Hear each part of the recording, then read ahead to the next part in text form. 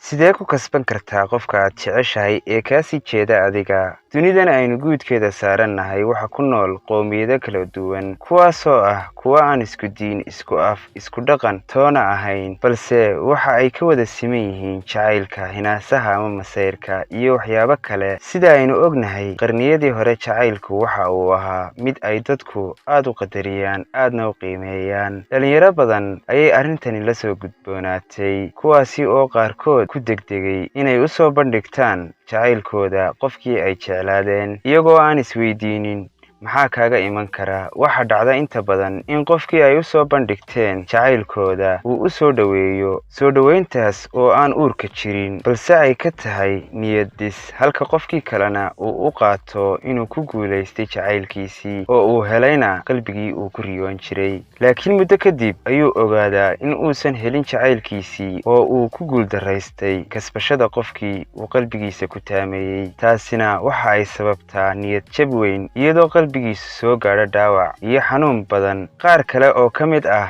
dhalintan ayaa waxa ay danta ku kalifaysaa inay qarsadaan jacaylkooda intii ay guuldarro iyo niyad jab ay kala kulmi lahaayeen u soo bandhigidda qofkii ay jeclaadeen. Taasina ma aha mid uu qalbigoodu ku bogsanayo, waxaana ku sii kordhaya jacaylka iyo rabitaanka ay u hayaan qofka ay jeclaadeen. Soomaalidu waxa ay ku mahmaahdaa waxaad qarsato way ku qarsadaan. Haddaba dhegaystow, haddii ay kula soo gudboonaato arrintan oo kale oo aad weydo sidii aad u heli lahayd ama aad ku kasban lahayd qofka aad jeceshahay qalbigiisa, waxaad kaga bogan kartaa dulucda muuqaalkan oo ah sidee ku kasban kartaa qalbi adiga kaa sii jeeda. Way fududahay haddii aad samayso shuruudahan soo socda. Lambar 1, ugu horreyn, ha noqon qof ku degdega u bandhigidda ama u gudbinta qofka aad jeceshahay fariintaada jacaylka.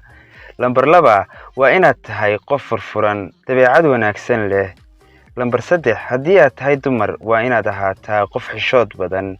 Lambar 4, waa inaad tahay qof qurux badan oo soo jiidashana leh. Lambar 5, haddii aad tahay gabadh ama wiil, ku dadaal sidii aad u ogaan lahayd qofka aad jeceshahay waxyaabaha uu xiiseeyo ama balwadiisu tahay, adigoo aan weydiin qofka aad jeceshahay, balse raadi waddo kale oo aad ku ogaan karto, sida adigoo ka waraysanaya saaxiibkii ama saaxiibadeed, adigoo aan lagaa dareemaynin ujeedkaagu waxa uu yahay.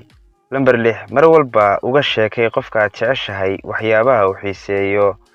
Lambar 7, ogow jacaylku indho ma lahan, qofka uu qalbigaagu raacayo haddii uu yahay qof aanay balwadiisu wanaagsanayn, ku dadaal sidii aad uga waanin lahayd adigoo hadalla macaan kula hadlaya. Lambar 8, qofka aad jeceshahay haddii uu yahay qof kaa fog oo aad laba waddan ku kala nooshihiin, ku dadaal sidii aad u xidhiidhin lahayd mar walba adigoo telefoon kula hadlaya ama fariimo ama ereyo qalbiga soo jiita u diraya aaladda casriga ah ee internetka.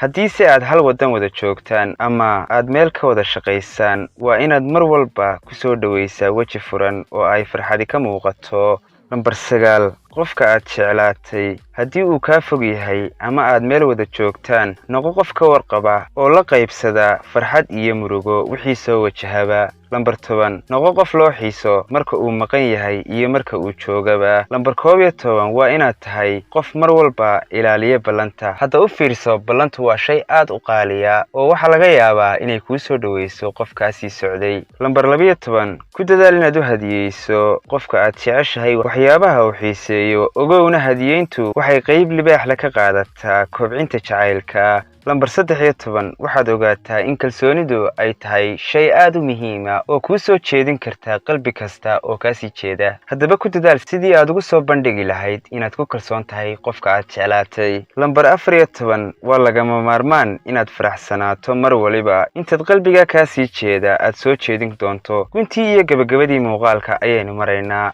fadlan daawade, waxaan kaa codsanayaa muuqaalka like saarto, sidoo kale ku soo biirta kanaalkeena Riyada Nolosha. waa hubaal inaad ku guuleysan doonto jacaylkaaga haddii aad raacdo tallaabooyinkan aan hore kugu soo sheegay. tan iyo muuqaalkeena xiga waxaan idinku dhaafay nabadgelyo fi amaanillah.